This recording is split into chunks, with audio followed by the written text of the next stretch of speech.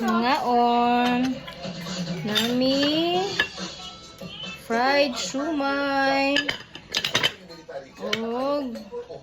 Nag 1 week niya ni magbuwad. Kaya ano, daghan kayo ni og. Tabaga. For this time, may ulo.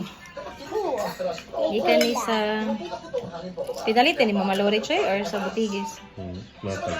Butigis? Bakit di kilay?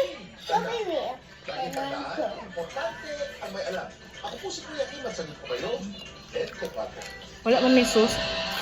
Hilingan ng komento ng Korte Suprema si Pangulong Bongbong Marcos. Sa petisyong humihinging sumailalim siya sa physical at mental exams at ilahad ang resulta sa isang report.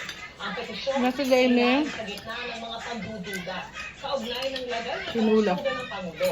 Ayon sa palasyo, gagampanan at tutugunan ng Pangulo ang utos ng Korte Suprema. Tinulang isda. Nagpapaysiha ang Pangulo para pamunahan Ano sa ning isda, Choy? bigas sa mga ambulance vendor ng Palayan City.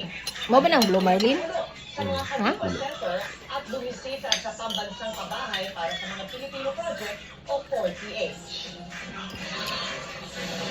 Up next, graduating students of Puerto Princesa binigyan ng tigapan sa nakakala at iyawan na pag-akda sa ipaglaro. Bakit? Hey, siya ang last nga.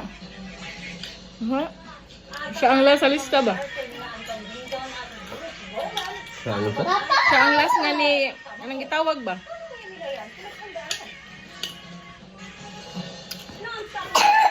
Yung tama.